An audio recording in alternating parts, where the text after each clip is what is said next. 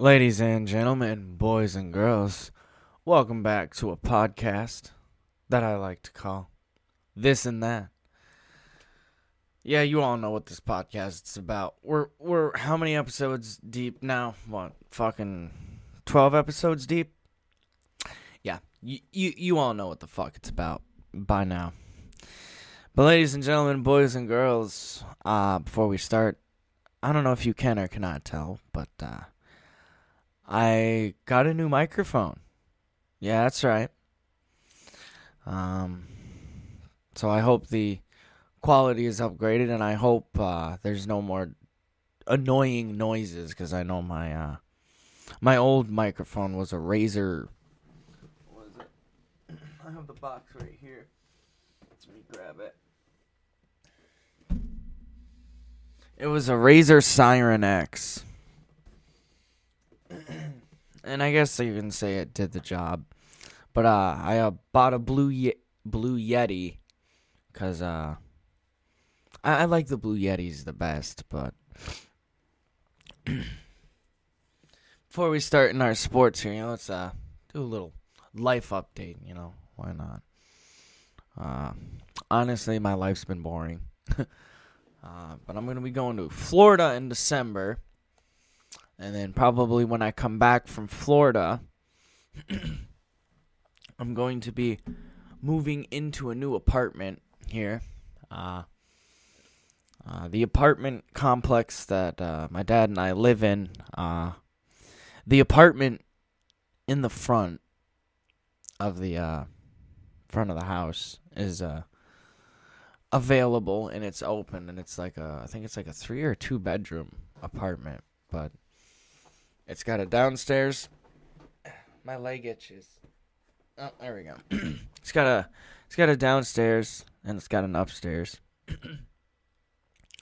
So I'm looking forward to that. I think it's a 3 bedroom.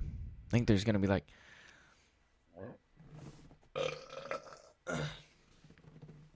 Oh yeah, I'm keeping that in. But I think it's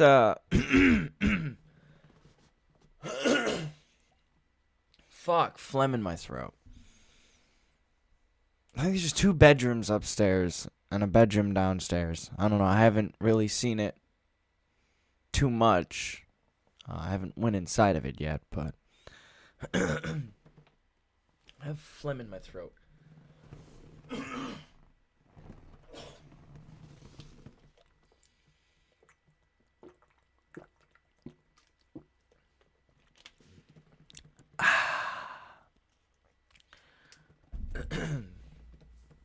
I'm keeping that in.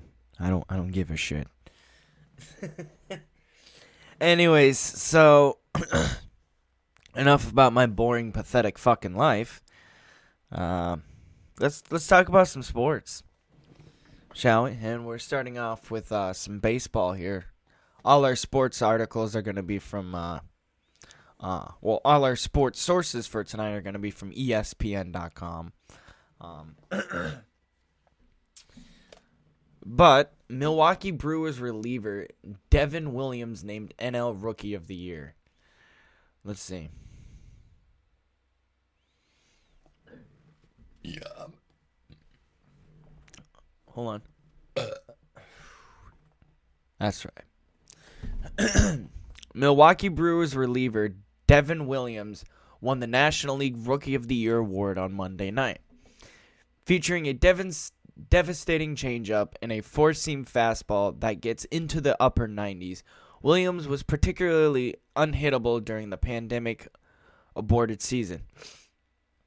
The 26-year-old right-hander went 4 for 1 with a microscopic .33 ERA, striking out 53 in just 27 games. Yeah, but see, the ERA could go up.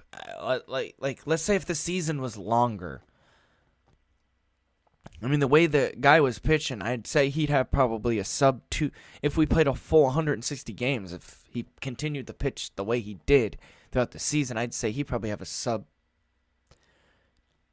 ERA, maybe sub-1.9 ERA, 1.8, somewhere around there. Maybe one, if we had a full 160 game season, but I'm not a I'm not a baseball expert, so I wouldn't really, you know. Oh. There we go. Out of the 3 burps you've heard in this podcast, rate them in the comments. If you're listening to this on YouTube, rate this in the rate the 3 burps from best to worst. I don't fucking know why. Can anyone tell me why? I don't know why. I mean, this podcast is a shit show anyways, you know. But honestly, it's just a podcast where I can be myself, you know. I say whatever the fuck I want, do whatever the fuck I want, you know. But honestly, we had fucking A. Honestly, we hadn't had a full MLB season. 60 game season. That just isn't enough. You know, I need more out of this kid. Yeah, his ERA was .33 through 27 innings, but like I said, the ERA could go up. You know. Let's see. Okay. Williams is the first pitcher to win the award without recording a save or marking a start during his award-winning season, reflecting the increased importance of the bullpen in today's game. He is the first reliever to take home the honor in either league since Craig Kimbrell did so for Atlanta in 2011, and the first Rookie of the Year for Milwaukee since Ryan Braun in 2007. And then he went on to say, I don't really think that saves are end-all be-all, Williams said on a conference call during a vacation in Jamaica. Jamaica, man, fuck yeah, smoke. Isn't Jamaica known for the good kush? Isn't Jamaica known for being a pothead country? I thought so. I see like a lot of I don't know if it's like a Jamaican stereotype or something, but don't Jamaican people like marijuana? Fuck yeah, if that's the case, then I can fucks with that. YouTube comments, fill me in on that. Is Jamaicans loving marijuana just a stereotype, or is that actually true? Do Jamaicans love that marijuana? But he went on to say, if I come up in the 7th inning and I go through... Wow, I can read. If I come up in the 7th inning and I go through 1 through 5... 1 through... Through 1 through... 1 through... Through 1 through... Through 1 through... Through 1 through... Through 1 through... Through... Try saying that fucking 3 times fast. Through 1 through... Through 1 through... Through 1 through... Through 1 through... Through 1 through... Through 1 through... See, you can't. But I go through 1 through 5. Through 1 through 5. Through 1 through 5. Through 1 through 5. Through 5. See, you can't. Try saying that 5 times fast. Through 1 through 5. Through 1 through 5. Through 1 through 5. See, you can't. I think that I can be pretty valuable as well. I get it. But... article does go on to say the San Diego Padres second baseman Jake Cohensworth, fuck it, we'll say that, and Philadelphia Phillies infielder Alex Boham finished tied for second in the balloting by the Baseball Writers Association of America. Yay. Williams allowed just 1 run in 27 innings in the shortened season and struck out 53% of the batters he faced. The highest percentage in MLB history by a pitcher with at least 20 innings pitched. Well, fuck. Want to know what's embarrassing? The guy had a fucking better ERA than the whole Red Sox bullpen. That's kind of embarrassing. Like, yikes. His changeup was arguably the most dominant pitch in all of baseball in 2020. Opponents batted 2 for 62, .32 against it. The lowest opponent average on a single pitch this season. Minimum 50 plate appearances against. So overall, this guy was a fucking beast. Pretty much. is what I'm getting from that. But moving on to a sip of eggnog. Because hood eggnog is the best fucking eggnog.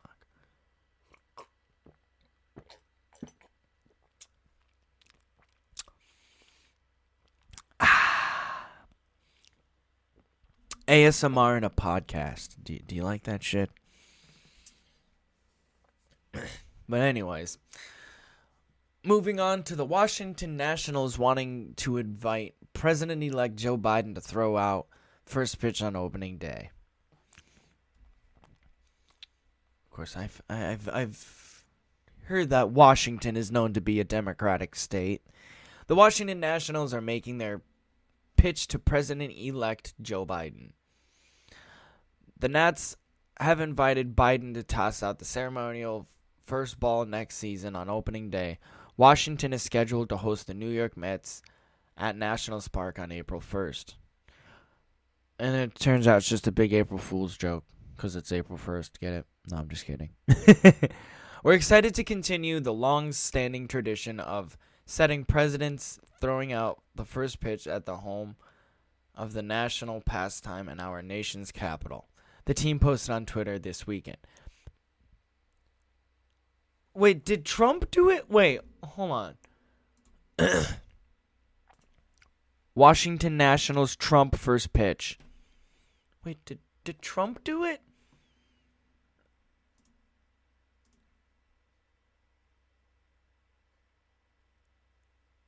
And I don't see. Nope. I just see a bunch of. Nope, I guess Trump didn't. I thought it was tradition, but okay.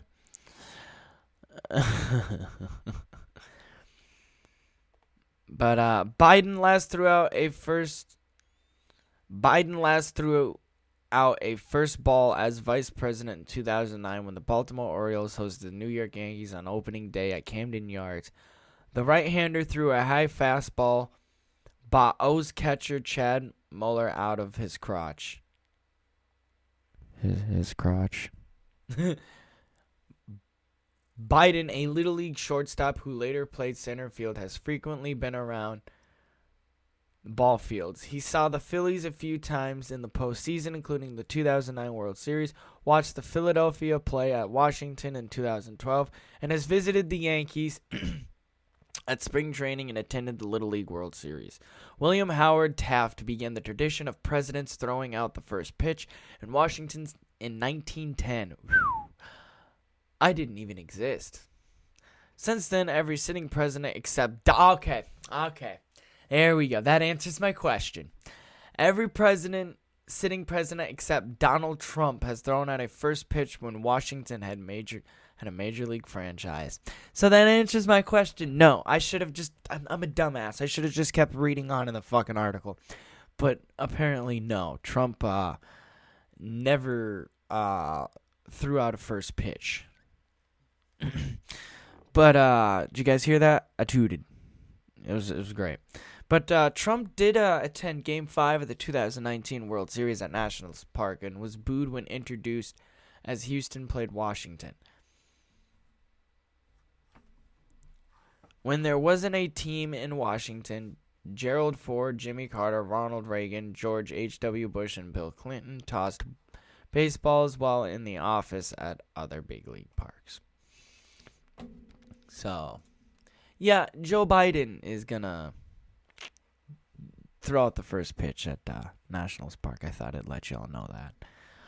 But GM Brodie Van Wagenen among those leaving New York Mets after sale to Steve Cohen. So the New York Mets got a new owner, and then basically this motherfucker just decides to clean house.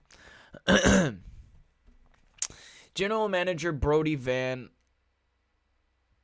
Wagenen, whatever the fuck his name is, and much of his front office are leaving the New York Mets, the team announced Friday.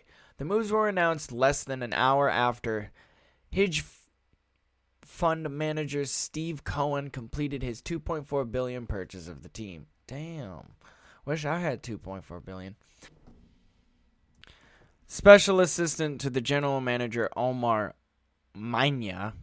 Fuck these names. Assistant general managers Alan Bard and Adam Guttridge, and executive director of player developer Jared Banner are also leaving.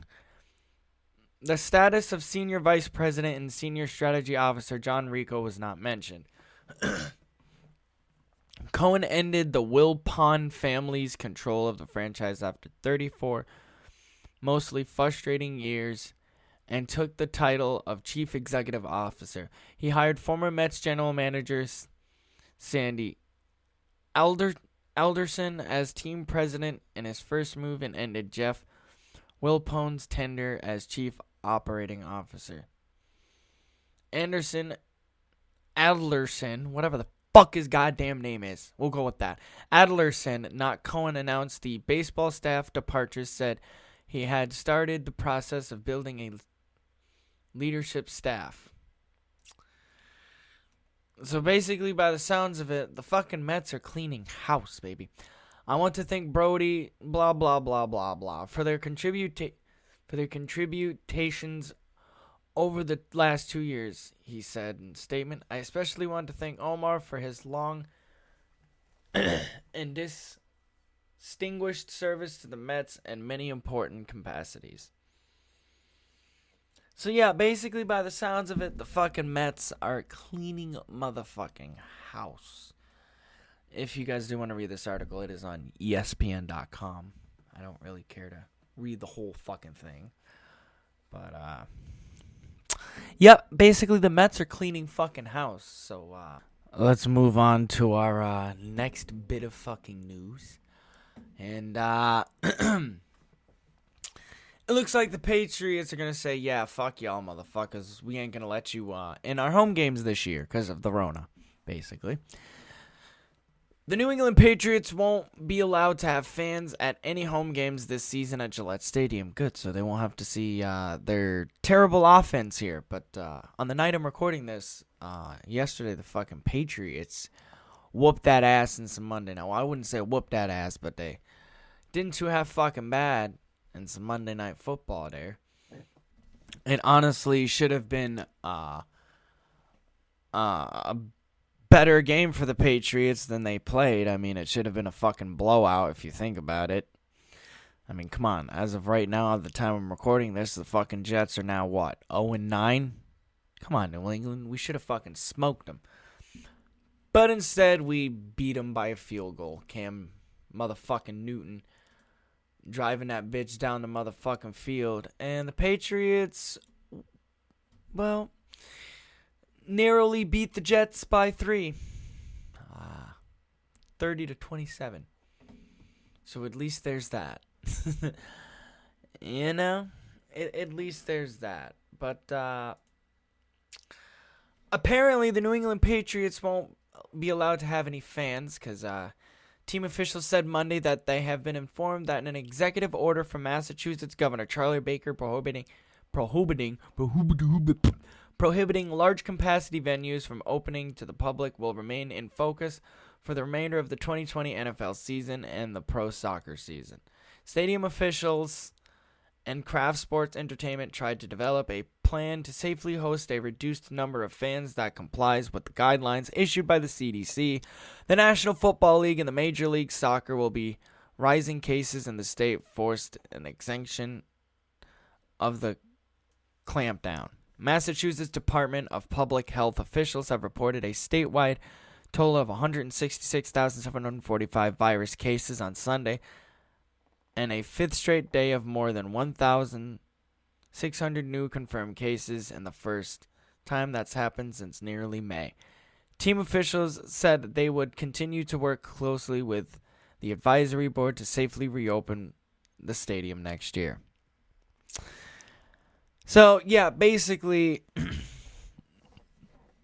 I am a Massachusetts resident. As we all know, I do live in Massachusetts, but yeah, the other night I tried going to the fucking gym, not realizing that there are COVID restrictions in place prohibiting you to fucking go anywhere after 9:30 p.m. And I'm like, fuck. So I basically got all dressed and went to the gym to see if they'd actually would still leave the doors unlocked and let your key work, but sadly that didn't happen. So that's what I think about that. But yeah, it's kind of been getting a little out of control here with the coronavirus cases here, you know. Charlie Baker, you might want to get that under control here, because I don't want to go back to phase 2 again and have to deal with the gym's not being open. I'm already fucking losing progress as it is already. I know what you're thinking. Why don't you just go during the day? Thing is, I hate fucking going to the gym when there's a bunch of people there. A, it throws off my workout. B, I have to worry about fucking people using a machine that I want to use, you know? And what I mean by it throws off my workout, that goes into B, meaning, because like I said, I'm going to have to wait for a machine, then I may have to skip that workout and go to the next one, then go back to that. And I hate doing that. I hate breaking my gym routine, like my gym regimen that I've created. You know, I like to change it around, add new workouts, remove, you know. But it's like going during the day when there's like a bunch of fucking people. It's hard to get a fucking workout in. Like, literally, it is hard to get a goddamn workout in. Cause like I said, you got to deal with fucking people using the machine you want to use, or, you know, it's just that, and with what we're currently fucking dealing with, and you got to wear a mask the whole fucking time. That, and you also got to deal with the fucking employees bitching at you for, you know, because if you guys don't follow my Instagram, jmosh420, you'd know I'd like to have a little fun at the gym sometimes. Basically, there's no one there the time I go. I like to go around at like 12 midnight. Because basically, like I said, by the time I get there, there's like no one there. It's completely empty. But I only have to really deal with like probably only like 1 or 2 other people sometimes. Maybe 3. But I realized around like 4 o'clock, sometimes I leave around 3, sometimes I leave around 4. I realized that people tend to get there around like 4 o'clock. That's when like a lot of people start to arrive. So I don't know, I'm thinking about maybe after I'm done recording this, if I get it done before fucking 5 a.m., I may try to hit up the gym go to it at 5 a.m. and see how many people are there, and try to get, maybe if there's no one there to begin with, maybe try to get some kind of workout in. I don't know, maybe I'll have to leave at like 4:30 or like 4:45 and get there. Because then I realize, I'm going to have to deal with fucking people parking in the parking lot. I'm going to have to deal with I just realized I'm also going to have to deal with the fucking employee. No, fuck that. God damn it. I just realized because I'm going to have to deal with the fucking employees as well. And I don't fucking know. This COVID fucking shit it's a piece of shit. You know? It fucking sucks.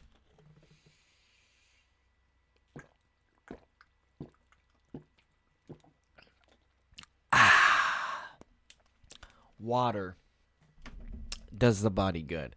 But anyways, Joe Biden has been elected fucking president. Holy shit.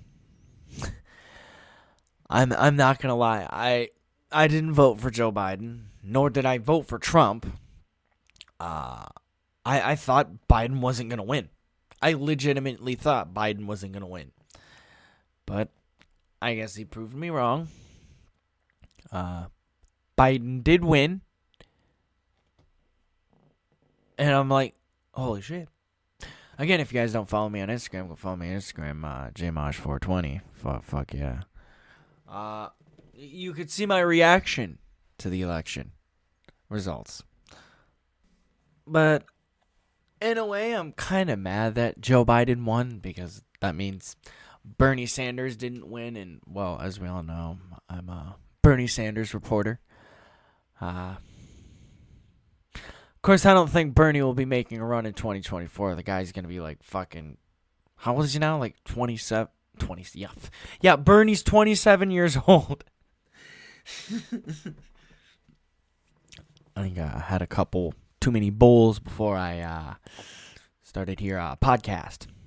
Oops. Oh, God.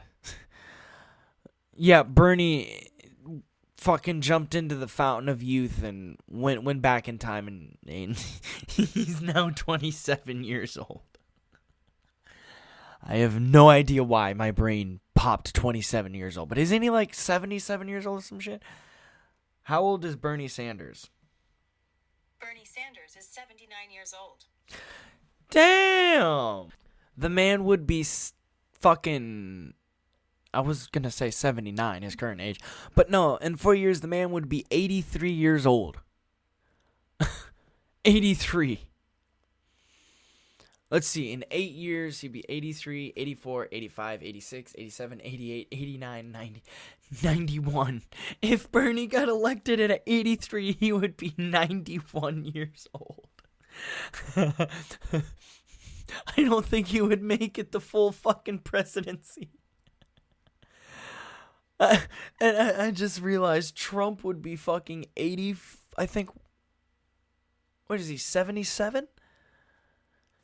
Hey Siri, how old is Donald Trump? Donald Trump is 74 years old. 74, so let's see. In 4 years, he'll be 74, 75, 76, 77, 78. Yeah, so he'll be 82 years old in 2024. My retarded brain had to take all that just to calculate Donald Trump's age in 4 years. I know. I'm a Riri. I failed math multiple times. But what the fuck do you expect?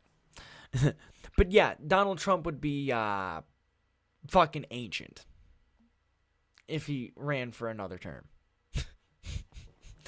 The motherfucker would be ancient. Man. They need to intact term limits. But hey, at least Kamala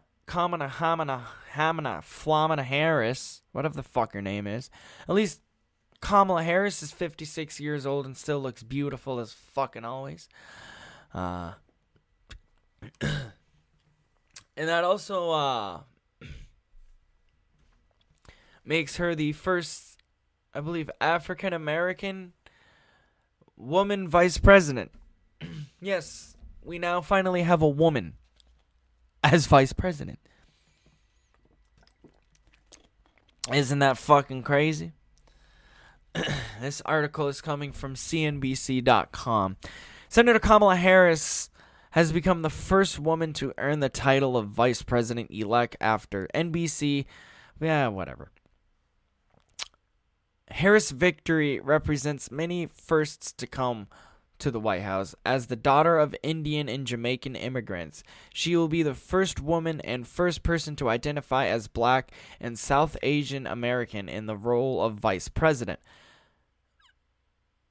An alumni of Howard University, she will be the first vice president to have graduated from a historically Black college and be a member of the Black sorority. So basically, we've had our first Black vice president and our first Black president. Shit. U.S. creating history here in the 2000s. Harris ran her own presidential campaign this year before joining the Democratic ticket as Biden's running mate. Yeah, that's right. She had a jab at the race for president. At 56, there you go. You know what's funny here? I'll tell you this after. The role positions her to be a strong contender for the presidency in the future election should she choose to run again. Fucking my dad's coworker who I hang out with sometimes, his friend said, I don't know, something like along the lines of like Kamala Harris is going to be president because Joe Biden won't last or some shit like that, or I don't know. The only reason Joe Biden was elected president so Kamala Harris could become president or some shit like that. Honestly, I don't believe him, but I don't know. But yes, she is 56. The role positions her to be a strong contender for the presidency. Harris made her mark in the politics in California, where she served as San Francisco District Attorney before going to become Attorney General of the state, the first African American to serve in that role. Harris's background as a prosecutor has made her a target for criticism from progressives seeking criminal justice reform, but Harris has argued she's sought reform from within her roles as a prosecutor. As San Francisco DA, she has promised to never seek the death penalty. She kept that promise even when prosecuting a person accused of killing a San Francisco Police Department officer, angering her political allies. Basically, they all wanted the fucking death penalty, but I guess she really doesn't believe in it. But she also took heat for other policies such as campaign to combat truancy in San Francisco in an effort to reduce crime. Harris took her prosecutorial, whatever the fuck that word is. Y'all can look up the article and read along with me if you want. Chops to the U.S. Senate after being elected in 2016. Her skills helped her become a tough interrogator in confirmation hearings for people like Attorney General William Barr and Supreme Court Justice Brett Kavanaugh. As a member of Senate Judiciary Committee, I can't pronounce that word. She also serves as Committee for Intelligence, Homeland Security, and Budget. Throughout the campaign, Harris has shared a quote from her mother, Shamala, I probably butchered that, who she said would often tell her, "You may be the first to do many things, but make sure you are not the last." Following several news networks' projection of a Biden and Harris victory, the vice president-elect wrote on Twitter that the election is about the soul of America and our willingness to fight for it. We have a lot of work ahead of us. Let's get started. So yes, basically, Kamala Harris, well, is now our vice president. The first female vice president. That's crazy. You know? Now we're just still waiting for the first female president, which, again, could possibly be Kamala Harris. And that would be pretty cool. Kamala Harris would be a pretty historical person, in my eyes, if she became president. Think about it. She became the first woman to become elected vice president, right?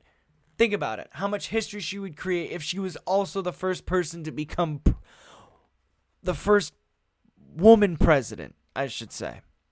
Like, think about it. She was the first woman to become vice president. Think about her being the first woman to become president. She was basically the first at both positions, if that's the case. You know? She'll make some big time history. And I hope she does get elected as president one day. I really do hope she does. But, moving on. Trump can't accept defeat. Trump campaign files new election lawsuit in Pennsylvania. So basically, Trump is throwing a fucking temper tantrum because he's claiming voter fraud, but as we all know, there's no evidence of voter fraud. President Trump's campaign on Monday filed a new lawsuit against Pennsylvania's Secretary of State in 7 counties, seeking an injunction prohibiting them from certifying the state's results of the 2020 election. Again, basically because he's a sore fucking loser and cannot take the fact that he fucking lost. The lawsuit, filed in federal district court in Pennsylvania, alleges that the Commonwealth implemented an illegal 2-tiered voting system, in which voters were held to different standards depending on whether they voted in person or submitted their ballots by mail, which again is BS. It's not true. Pennsylvania Attorney General Josh Shapiro dismissed the new lawsuit as let me see. Murtless, whatever the fuck it is. It's basically stupid. But basically, he goes on to say it's basically a stupid lawsuit. It's a pointless lawsuit. It's basically Trump saying, I'm a sore fucking loser. I can't take losing, you know. Hey, Donald, your 80-year-old ass can run in 2024. I doubt that he'll fucking win. I doubt that he'll win, but who knows? But he goes on to say, I'm confident Pennsylvania law will be upheld and the will of the people of the Commonwealth will be respected in this election. So, again, we've learned that Donald Trump is a sore fucking loser. Right? We've established that. But the article goes on to say, among the claims in the lawsuit that our observers were not granted significant access to watch vote tabulation in certain counties, and that Philadelphia County failed to comply with an order requiring officials to grant observers closer viewing of the process. By the way, I forgot to mention this article is coming from our good friends at thehill.com. It does not cite specific evidence of electoral fraud. The lawsuit alleges violations of equal prosecution clause and the elections and electors clause. The suit was filed against Pennsylvania Secretary of State Kathy Boockvar, a Democrat, of course, a Democrat, and the Board of Elections. And let's see if I can pronounce this one without butchering. Allegheny, whatever. Center, Chester, Delaware, Philadelphia, Montgomery, and Northampton counties. White House Press Secretary Kayla McKinney and other Republican officials have announced plans for the lawsuit during a press conference Monday evening before it was filed. So, basically, Trump and his fucking puppets are a bunch of butthurt motherfuckers because they can't take the L. They basically can't take the fucking fact that they fucking lost. You know? You lost. It's over. Move the fuck on. Oh, but hold on now.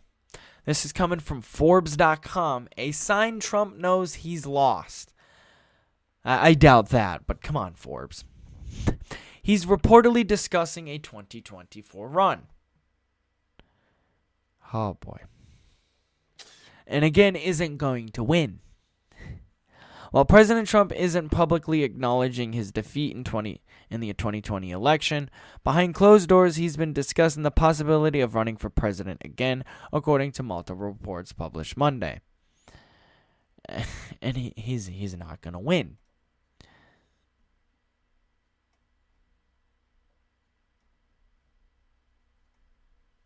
Key facts. This is from Forbes. Let's see. I'm trying to read. Where does the article continue? What the fuck? This article's confusing to read. Well, I guess we'll continue on. It continues to say, 2 anonymous sources with knowledge of the situation told Axios, what the fuck that name is, that Trump has already discussed running again in 2024 with advisors. Reuters, citing one anonymous source, reported the same. Despite losing his re-election bid to Democratic nominee Joe Biden, well, I can read very fucking well. Trump still received over 71 million votes and still counting, which, while 4 million less than Biden, surpassed former President Barack Obama's popular vote of 69.5 million. With his sizable and dedicated fan base, many Republicans have warned that Trump's future influence on the party should not be underestimated. He is not disappearing by any means, Senator Mitt Romney said, who challenged Obama for the presidency in 2012, told CNN State of the Union on Sunday morning, calling Trump a 900-pound gorilla when it comes to the Republican Party, who will have an enormous impact going forward. Fuck Romney with the roasts. So, a 900-pound gorilla. Fuck. Romney just doesn't give a fuck. Wow.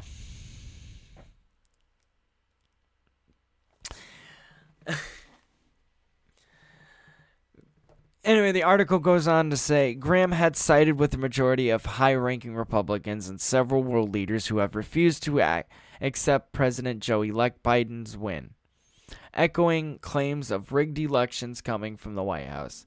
Since the election appeared to be turning in his opponent's favor, Trump had declared without evidence widespread voter fraud, which he says the Democrats used to steal his win. Basically, his way of saying, I'm a sore fucking loser.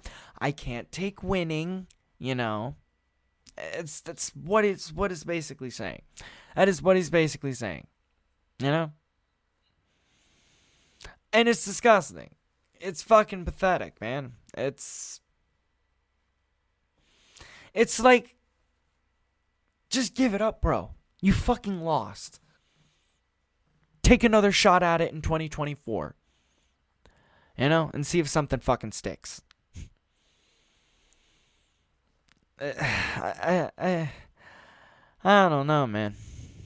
Of course, I just realized it's gonna make the podcast less entertaining not talking about Trump.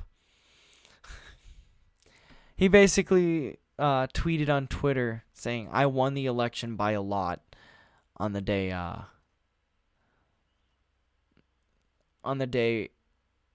an hour before news outlets begun to officially call Biden as the projected winner. Trump had refused to condone and vowed to contest the results in court. However, a barrage of lawsuits his administration has filed in courts across the country have already been largely batted away by judges. So basically, his pointless fucking lawsuits that mean nothing, his bitch fest lawsuits, went nowhere. Oh boy. All right. I gotta play this video here. Hold on, I'm gonna turn up the microphone a little bit, and I want you guys to hear this video. This is fucking hilarious. This is from Fox News. Whoever is decided to be the president, remember, just because CNN says, or even Fox News says that somebody's president doesn't make them president. So I think everybody wants to know that this was done properly and legally. What is happening? Trace, we've called it. And I think we have to look into every one of Let me play it one more time. Whoever is decided to be the president, remember, just because CNN says, or even Fox News says that somebody's president doesn't make them president. So I think everybody wants to know that this was done properly and legally. What is happening? Trace, we've called it. And I think we have to look into every one of these concerns. Yeah, and I think Clea makes a very good point there, Steve. You know,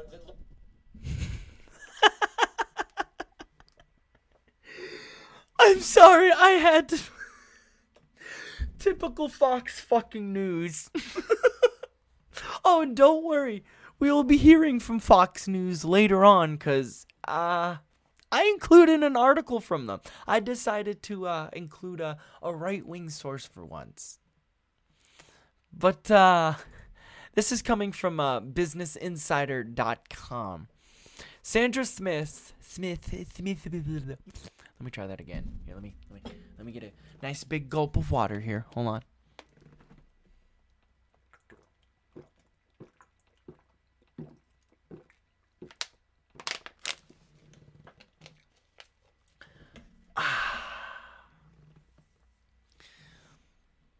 H2O, baby. I just guzzled down a fucking water bottle.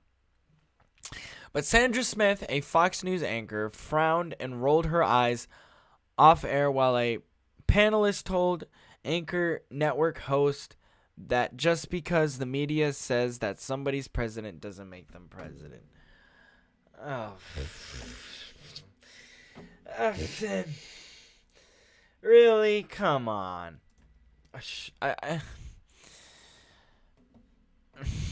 I can't.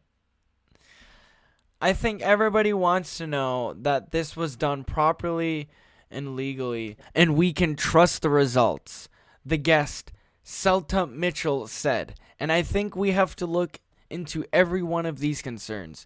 While Mitchell was speaking, Smith could be seen rolling her eyes with fucking big words my retarded brain can't pronounce. Excuse me, how do you pronounce that? Retard here. Hold on. Excuse me, what? Incredulous. Incredulous. What does that mean? Unwilling or unable to believe something. Well, you could have just typed it that way. But incredulous expression. Oh, big words. What? She said. Hold on. No. Let me see it. She's like, what? She said, what is happening? Like, Trace, we've called it. She said, referring to Fox News host Trace Gallagher, who was interviewing Mitchell. Watch the moment below, which, you know what? Fuck it. I'm going to play it one more time. Hold on. I'm going to play this just one more time. I'm going to turn the microphone up. Here we go. Whoever is decided to be the president, remember, just because CNN says, or even Fox News says that somebody's president doesn't make them president. She makes at this marker, she makes like, I wish I can show you guys, but she makes like a fucking like snotty little snarl. Like, what the fuck is this bitch talking about? So I think everybody wants to know that.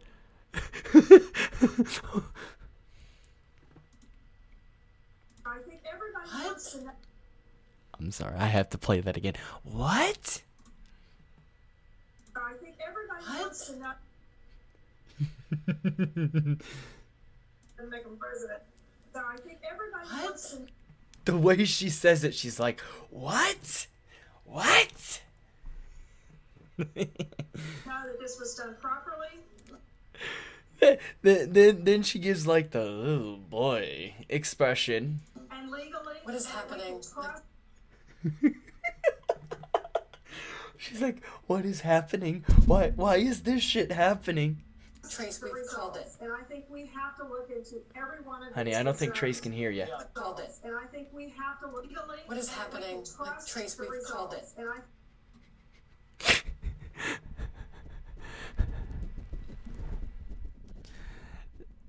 She literally looks frustrated as hell in the picture. It's hilarious as fuck.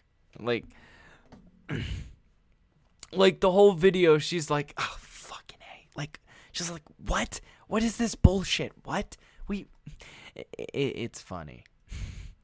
On Friday morning, Insider and Decision Desk HQ projected that Joe Biden won Pennsylvania, giving him 279 electoral votes. Excuse me. I have the burps again. There we go. I'm leaving that in. Fuck it.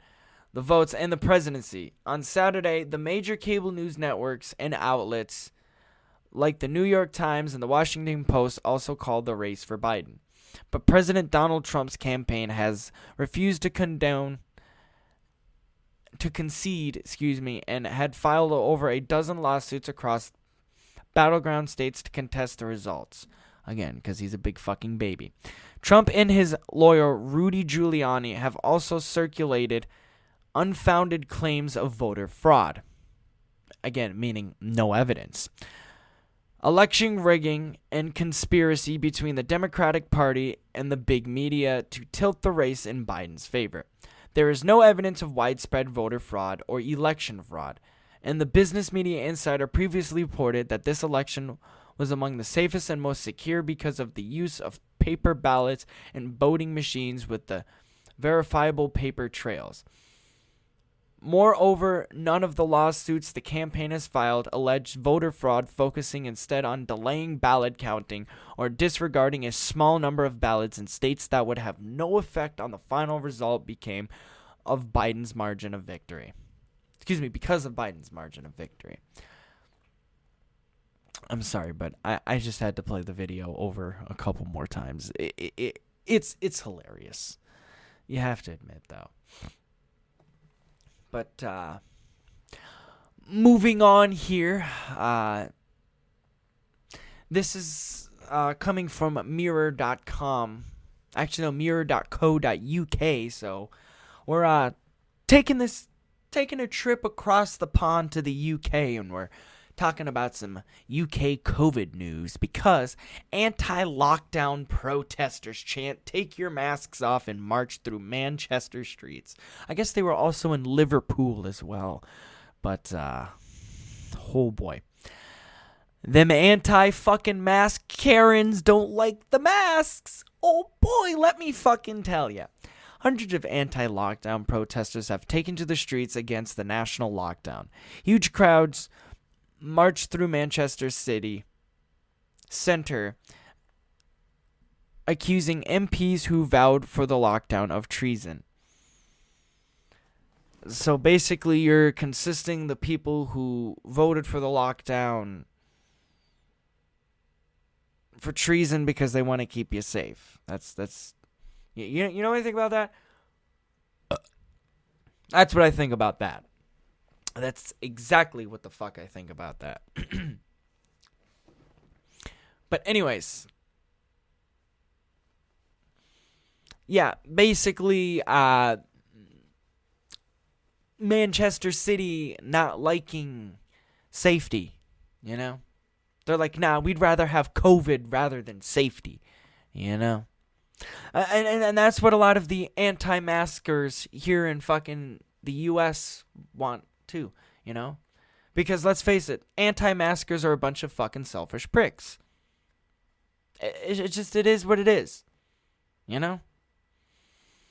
I'm sorry, but you're a selfish fucking prick if you do not want to wear a mask. Just because you have a low chance from dying from it, you know? Or just because you have a low infection rate, or, you know, doesn't mean other people don't, you know? For some people, COVID could be a fucking death sentence. But anti-maskers don't realize that because, again, they're selfish fucking pricks who don't care about other people other than themselves. But, of course, they'll deny that they are because, well, you know, that's what they do. But please don't be an anti-masker. Don't be a selfish fucking prick. Please care about your safety and the safety of others. Just please, I beg of you, follow COVID procedures. As much as they are a pain in the fucking ass, I understand. I fucking hate them too. I want them to go away too. Trust me. I want this fucking mask mandate that Governor Baker just put into place. Honestly, right now, as I'm sitting here at the time of recording this, it's 2:54 a.m. Yes, I like to record my podcasts in the morning. Well, not in the morning, but late at night, because that, and it's nice and quiet, and, excuse me, I don't have to worry about any noise or nothing like that, you know? It's nice. But, yeah, like I said, that don't be a selfish fucking anti-masker, okay? You know, like I said, as much as COVID fucking protocols suck, I hate them too. This stupid fucking 9:30 curfew shit is stupid as fuck, you know? Like I said, at the time I'm recording this, I'd normally be in the gym, or I'd probably be getting ready to be getting out of the gym. But, nope, I'm here recording a podcast instead, because, again, fucking COVID. But if we want this fucking COVID shit to go away, just as much as people don't fucking want to, And as much as fucking people scream constitutional rights here in America and, oh, but my rights, me, me, me, me. Just suck it the fuck up. All right? Do the people who care about their health and safety and the health and safety of others a fucking favor and just follow protocols. All right? You follow protocols and you follow the procedures that are in place, then shit will go smoothly. But a lot of people, I guess, can't seem to get that through their thick fucking skulls. But basically a bunch of people in... I'm looking at pictures here. And signs are basically saying... This shows a woman here holding up a sign saying, "We're testing healthy people to declare them unwell whilst refusing to treat actual sick people," which I don't know. I don't know if that's true or not. That that could just be more anti-mask or fucking propaganda. And of course they show fucking huge crowds in fucking Manchester City without no masks whatsoever, no social distancing and all that shit. When tyranny becomes law, whatever the fuck. Facts, not fear. What facts, buddy? These fucking freedom over fear. I will not be masked, tracked. Okay, honey, who is tracking you? Okay, there is again, you can get this article from mirror.co.uk. But, honey, who the fuck is tracking you? Okay? No one is fucking tracking you. Tracked, tested, or... I can't read the fucking bright-ass colors. Poison. I don't consent. Yeah, because you're a selfish fucking prick. But, basically... moving on from this, because this shit's fucking, Oh, by the way, I said I was done with the Trump shit. I lied. But Trump's wild claims tests limits of Republican loyalty. You hear that, Trump? Even Republicans aren't believing your fucking bullshit anymore. That should be a pointer to why he lost the fucking election. Like, Republicans aren't even fucking believing his bullshit anymore. That's how bullshit Donald Trump is fucking becoming. This is from the APnews.com. We all know him as the Associated Press. President Donald Trump's wild and unsupported claims of voter fraud have emerged as high-stakes Republican loyalty tests that illustrates the tug-of-war likely to define the future of the GOP, whether he wins or loses the presidency. I can tell this was written November 6th, 2020. So I can tell this was written before it became official. But hey.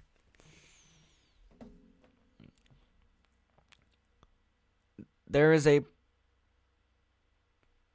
pervasive sense among the current and former GOP officials that the president's behavior is irresponsible, if not dangerous, which that is true.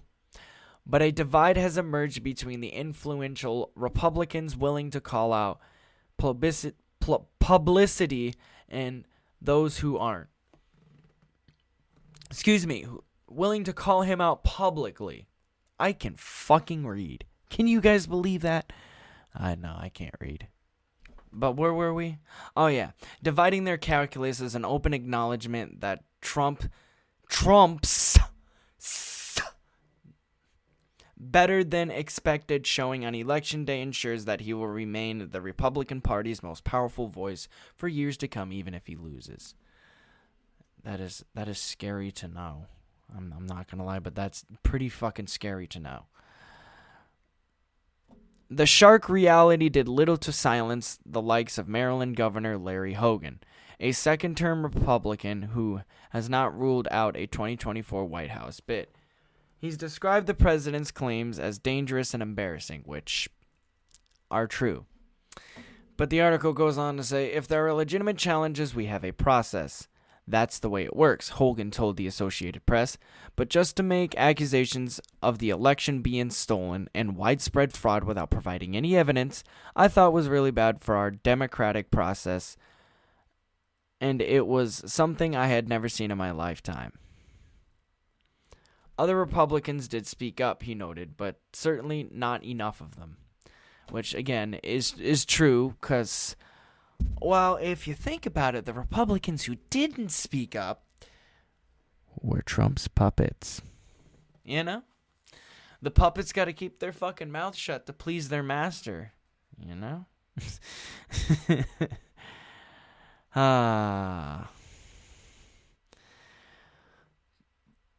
But the article goes on to say, on the other side, where Trump allies, including the president's eldest son, Donald Trump Jr., who called on Republicans considering running for the party's nomination in 2024, to come to the president's defense. The total lack of action from virtually all of my 2024 GOP hopefuls is pretty amazing, he tweeted. They have a perfect platform to show that they're willing and able to fight until they cover the media mob instead. Just basically him spewing out more fucking bullshit from his dad. Several quickly raised their voice, including former South Carolina Governor Nikki Haley, who served as Trump's ambassador to the United States nations. Though some Trump allies saw Haley's statement on Twitter thanking Trump for helping to deliver conservative victories up and down the ballot as reading too much like a political obituary of sorts for the president. Missouri, it's called Missouri now. Missouri Senator John Hawley, whatever the fuck we'll call him that, another Trump ally in the 2024 conversation, avoided embracing some of Trump's most outlandish claims, but he vowed to introduce new election integrity legislation to address some of the complaints Trump's campaign had raised. So basically, like I said, Trump being a fucking sore loser. Him not being able to take a loss, you know, because that's what the fuck the man does. And just, you know, Trump, move the fuck on. Pack your shit. You lost. You done. But moving on from all that bullshit.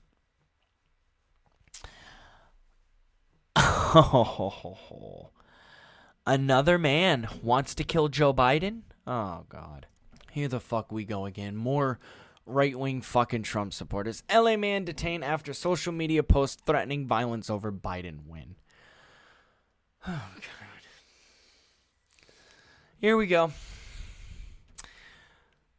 Police officers in East Los Angeles detained a man Friday morning after he made threats of violence should Democrats Joe Biden be elected president, the Los Angeles Times reports. When was this written? 11/6/20. Okay, yeah, so this was also written before it was made official by the looks of it. The man, who remains unidentified, is accused of taking to social media and threatening to commit mass shootings in the event that Biden is victorious in this year's presidential election. Mass fucking shootings. And these are the people that gun control is trying to keep guns out of the hands of. Okay, gun lovers? Can you not understand that? What I want to know is, where the fuck did said man get said guns? Did he obtain them illegally or legally? Because if he obtain them legally, You see why now, gun lovers, we want expanded background checks? Because of people like this. Motherfuckers taking to social media threatening to shoot up fucking Joe Biden. This is why we need expanded background checks. This is one reason why, right here, is because of shit like this. You know? Of course, I'm not sure if he obtained the weapons legally or not. But the man who remains unidentified is accused of taking to social media and threatening to commit a mass shooting in the event that Joe Biden is victorious in this year's presidential election, which he was. So I guess this man ain't committing no mass shooting. In an Instagram video that has been since deleted, the man allegedly said, "If Biden gets in, I'm just going to do like a school shooter and just take out all these Democrats." Yep, so that's what I figured. It's a typical fucking Trump supporter being a typical fucking Trump supporter, you know? While the man was taken into custody as local police and the FBI look into the case and search his home, he has not been charged or formally arrested, according to NBC. The FBI is aware of the reported threats, and we are working with our partners. The subject is being evaluated by state officials. The federal government has not made any arrest or filed any charges at this time, the FBI spokeswoman Laura Elmer said. Cities around the country would have been on high alert for election-related violence, with many taking precautions such as boarding up buildings and increasing the persistence of law enforcement. Multiple incidents have already been reported, including a Philadelphia Convention Center plot and a Pennsylvania bomb threat. Oh my God. Biden is leading four key so I can tell that this was written before Biden took office, but yeah, more fucking Trump tards wanting to shoot up and bomb Biden. But by the way, Trump did fail to make headway on any of those legal cases. Yeah, we're getting back into this shit again. I should have put these back to back, but oops. Oh well. President Trump's bellicose pledge to fight the outcome of the election in courts crashed on Friday into skeptical judges, daunting the electoral college math and the lack of evidence of his claims of fraud. None of the dozen or so lawsuits that they had brought in the battleground states appeared to be gaining any traction in the courts, and any case not seemed likely to give Mr. Trump the edge he would need in the vote counts in the states that would determine the outcome. So there you go. That's what I think about that. But President Trump's tweets will face harsher scrutiny from Twitter. What he said. That's right. Guess what, Trump? Now that you're not president anymore, you don't get special treatment on Twitter anymore. This is coming from our good friends at thehill.com. Yeah. Welcome back to reality, Trump. Welcome back to being a normal person again. You ain't the president no more. You lost that. Now, you got to face the Twitter rules us regular people have to face. President Trump's tweets will face harsher security from Twitter when he leaves office, losing protections the platform grants to world leaders. The tech behemoth threats violations of its policies from presidents and prime ministers differently from those of regular users, arguing that the public should be able to see what their leaders are saying and that such posts are newsworthy in and of themselves, which is true. But the protection does not extend to leaders once they leave office, meaning Trump's preferred mode of communication could be restricted in ways he's been able to avoid for the past 4 years. Thank fucking God. The Associated Press and all the major news networks called the presidential race for Joe Biden on Sunday morning, putting a January 20th deadline on Twitter protections for Trump's tweets. Twitter has been loath to delete any of Trump's tweets while in office, instead opting to flag users that his controversial posts may contain misleading or false information and redirect users and restrict users' ability to retweet and like them. A Twitter spokesperson confirmed to The Hill that the president's Twitter account would be treated like any other when he leaves office. Exactly. So that's exactly what I said. He's going to be treated like a normal person on Twitter. Twitter's approach to world leaders, candidates, and public officials is based on the principle that the people should be able to choose what they see, what their leaders are saying with clear context. That means that they may apply warnings and labels and limit engagement to certain tweets, the spokesperson said. This policy framework applies to the current world leaders and candidates for office and not private citizens when they no longer hold these positions. Specifically, that means Trump's tweets could be deleted if they break the platform's rules, and that he could accumulate strikes for repeated policy violations, which would worsen punishments from the platform, which eventually would mean he gets removed off fucking Twitter for good. The president, which has welded his Twitter feed as one of the world's largest megaphones since he began his presidential campaign in 2015, using it to announce major policy and personal changes in whatever the fuck that word is, Washington and world markets. His activity on social media platform has come under an avalanche of security since Election Day and earlier this week, and he has rallied against vote tallies in key states and made unsubstantiated claims of voter fraud, and other misconduct at polling places. Those tweets led to warnings on his Twitter feed, with the company posting labels that read, some or all of the content shared in this tweet is disputed and wow, I can fucking read. Let's try this again. Those tweets prompted lead. Wow, bro. I'm leaving all this in. I don't give a fuck. I'm leaving it all in just so I can show how much of a fucking retard I am. Those tweets led to warnings on his Twitter feed, with the company posting labels that read, some or all of the content shared in this tweet is disputed and might be misleading about an election or other civic process. Users can still choose to pass through those warnings and view the messages, though they cannot directly retweet or like them. Twitter, too, has come under a national microscope over how it handles Trump's tweets, facing a barrage of criticism from Democrats that it has been too lax on his posts throughout his first term, which, yeah, I can agree on that. But, yeah, let's just say that Trump, welcome to the real world, buddy. Real word, wow. Welcome to the real world, buddy. Oh, well, thank you for that nice big ad. I appreciate that. But, moving on here, the 19-year-old murderer from Kashona,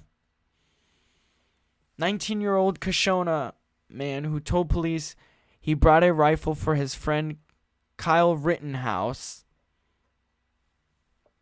more like Kyle Murderhouse, and who drove Rittenhouse back to Antioch, Illinois, after the teen is alleged to have killed 2 people in Kashona, is facing felony charges for his role in providing the gun used in the shootings. Good. Getting what the fuck he deserves. Dominic Black has been charged with 2 counts of intentionally giving a dangerous weapon to someone under 18, causing death. Although Black was taken into custody November 6th, police have known since shortly after the shootings on August 25th during the Kashona arrest that Black had admitted he had purchased the gun used in the shooting for Rittenhouse, and that he had driven Rittenhouse back to Antioch after the shooting with the rifle in the trunk of his car, according to the criminal complaint filed against Black. So basically, the fuckhole who gave him said gun is now in jail along with the fucking murderer himself. Okay? Self-defense my fucking ass. The kid is getting everything the fuck he deserves. And I hope he gets locked up for the rest of his fucking life. You know? But basically, justice is being served. So that's all that matters. Anyways, I forgot to let you guys know who that was from. My bad. Hold on. Let me get that information for you. Hold on. Okay, sorry about that. That came from KoshonaNews.com. I had to go back and see where that came from. But, oh boy, here we go. Now, I normally don't like to include far left or far light. Wow, I can talk as well. I can read and I can talk, guys. I can do that very fucking well. I'm the greatest at all time at it. But I really don't like to include far left or far right sources like Fox News or Occupy Democrats and all that. But yeah, I know I include Occupy Democrats a lot sometimes. But I decided to say fuck it, and let's read an article off of Fox News. And it's involving Alex Trebek. Don't worry. I made sure it was clean. I made sure it was a good article. I made sure there was no bullshit. And it's good. But as we all know, the legendary Jeopardy host Alex Trebek had passed away from pancreatic cancer, I do believe. He will be dearly, dearly missed. But Jeopardy is honoring the late television icon Alex Trebek. At the beginning of Monday night's episode, the show's executive producer Mike Richards took a moment to say a few words in remembrance of Trebek. Over the weekend, we lost our beloved host, Alex Trebek, Richards said. This is an enormous loss for our staff and crew. Excuse me, I have the fucking burps. And crew, for his family and for his millions of fans. He loved this show and everything it stood for. In fact, he taped his final episodes less than 2 weeks ago. Wow, bro. Wow. Man taped his final episodes less than 2 weeks before he died, bro. Wow. That is just wow, man. Richards continued, he will forever be an inspiration for his consistent desire to learn, for his kindness, and for his love of his family. Bro. Bro. Fuck, man. Why does 2020 have to be this fucking terrible, bro? Rest in peace, Alex, bro. I'm not gonna lie, even though I didn't really watch Jeopardy, and even though I really don't watch game shows that much, I do know that this guy was a fucking legend. This guy hosted game shows like nobody else. This guy was one of the greatest game show hosts, if not one of the greatest hosts of all time. Like, this man was one of the OG fucking hosts, baby. Was the man, bro. Fuck, bro. 2020 has not been kind to us. I can tell you that. Trebek's final 35 episodes will also be aired as they were shot because that's what Trebek wanted, said Richards. Fuck yeah, man. Even though he's gone, he would still want his legacy to move on, bro. Like, I don't know what else to say, man. He added, on behalf of everyone here at Jeopardy, thank you for everything, Alex. Bro, I'm trying to hold the feels right now, man. I'm not gonna lie. I'm choking up a little bit. This is sad. Richards ended with the show's trademark opening, "This is Jeopardy!"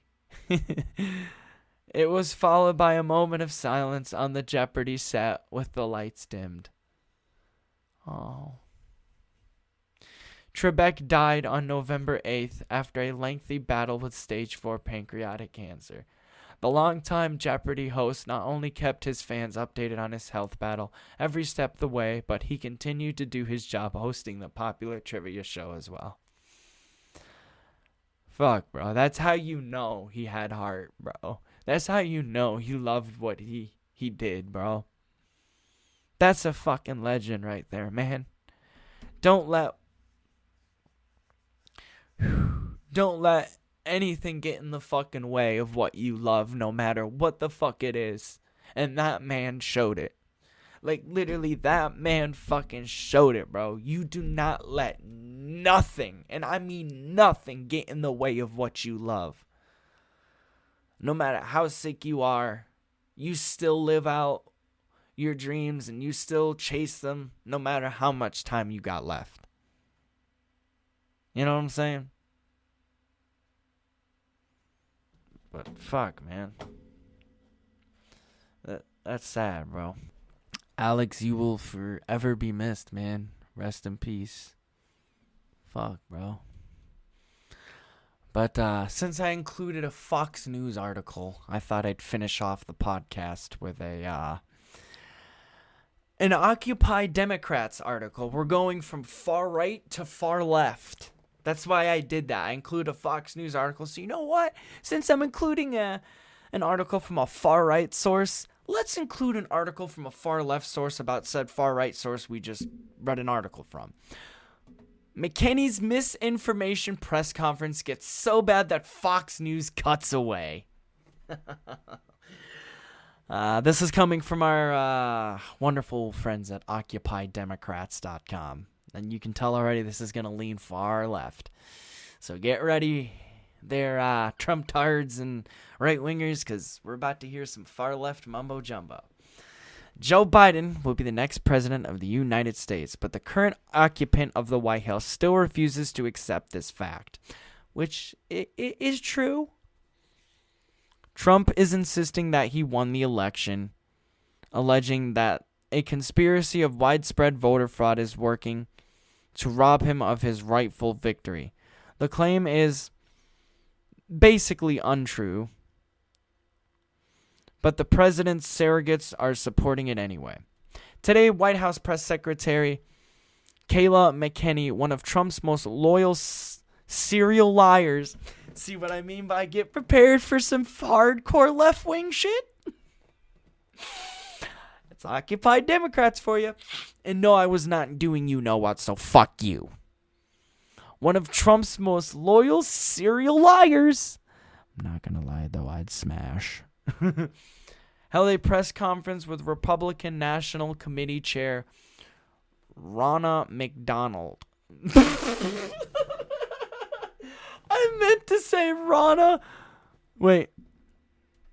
Ronna McDonald. Fuck it.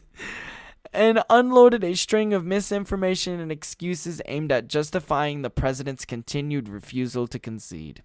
Which is true. You know what? Prepare for some misinformation here, ladies and gentlemen.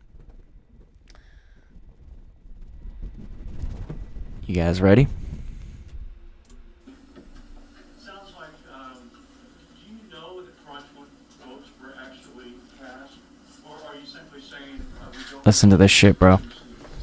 Look, what we are asking for here is patience. Ronna just mentioned to you the more than, I believe, was 130 affidavits in Michigan alone. We're aware of all the reports of thousands of votes in Nevada that were cast by those who were not eligible. We're hearing these reports. We're seeing them come in. We are vetting them. We are getting affidavits. So right now we would point you to all of that. That information is publicly available. But what we're asking for right now is patience as we explore these equal protection claims, among others.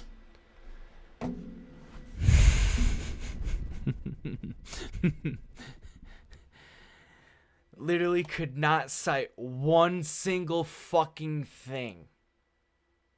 She cannot give one example of illegal votes being casted. Not one single fucking example. Oh, and here we go. This is, and Twitter has already claimed it as fake news. So let's take a listen. party in America that opposes verifying signatures, citizenship, residency, eligibility. There is only one party in America trying to keep observers out of the count room. And that party, my friends, is the Democrat Party. You don't take these positions because you want an honest election. You don't oppose an audit of the vote because you want an accurate count.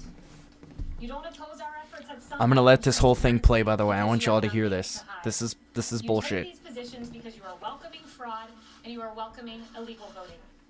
Our position is clear. We want to protect the franchise of the American people. We want an honest, accurate, lawful count. We want maximum sunlight. We want maximum transparency.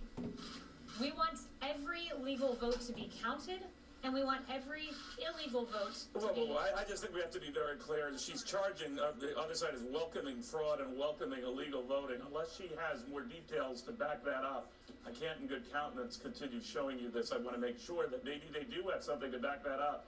But that's an explosive charge to make, that the other side is effective. I'm gonna play that one more time. Notice how they just cut her right off. I just think we have to be very clear. She's transparency. We want every legal vote to be counted, and we want every illegal vote to be... I just think we have to be very clear. She's charging, the other side is welcoming fraud and welcoming illegal voting. Unless she has more details to back that up, I can't in good countenance continue.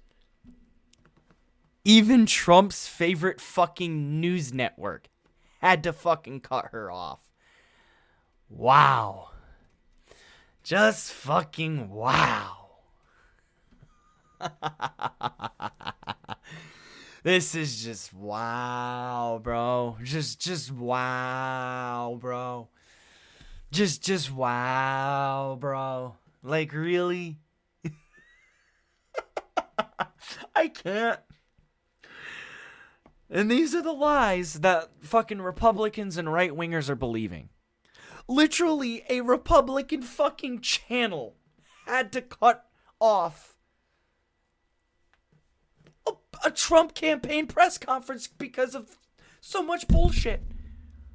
Even a fucking news network that is known for spewing bullshit has spotted bullshit. Can you fucking believe that? A news network that is known for spewing bullshit spotted bullshit. What? Huh? And what's funny is I think I did hear him here. Let me try to play that back one more time, because if I'm not mistaken, I did hear him say he wants to.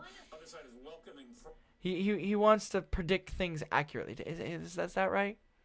And we want every illegal... Well, let's listen. I just think we have to be very clear. She's charging, the other side is welcoming fraud and welcoming illegal voting. Unless she has more details to back that up. I mean, do you have any details to back up any of your fucking stories there, Fox News? No. But I thought I would share that little tidbit. Like I said, that's from OccupyDemocrats.com. I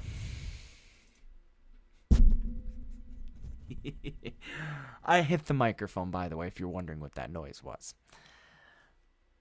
But, oh boy. There you go. I used a left and a right-wing source for once. I don't know. I may or may not. I don't know. I'll think about it. Because I may or may not do like a little segment at the end where we take an article from a far left outlet and a far right outlet and read it. Like, choose one article, and I don't know, maybe next episode, maybe I'll do that. Like, we'll take an article, right?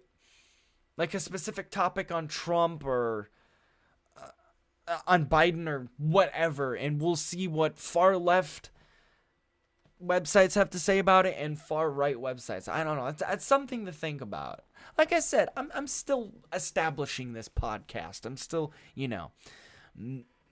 getting it going. Like, hey, we're only 12 episodes deep. It's not a professional fucking podcast, you know? You got shit like that and shit like that, you know? Professional. Very, very professional. But I really do hope that the new microphone I'm using sounded good. Yay, no more annoying noise. The previous microphone I was using was the Razer Siren. What was it called? I have the box. It was the Razer Siren X. That was the microphone I was using before, and well, now I'm using a Blue Yeti. These microphones are pretty good. I'm not gonna lie. So, like I said, I'll have to listen back the podcast. Listen to the podcast again, and see how good the microphone sounded. Like I said, let me know. But that's it for now. That's all I have. So I'm gonna go now. Okay, this shitty podcast is finally over with. Can you believe it? The torture, the pain, and the suffering is finally over. You all can go now. Have a good day. Oh yeah, I forgot, if you haven't already, anchor.fm/Jeremy Mosier. Fuck off, Cortana. I didn't get the bandwidth I needed. Try again shortly. Oh, well, good for fucking you. But yeah, anchor.fm/Jeremy Mosier. Subscribe to the podcast on my second YouTube channel on Boston32332. And also follow me on Instagram, jmosh420. And also follow me on Twitter, jmosier401. And subscribe to my... Okay, bye.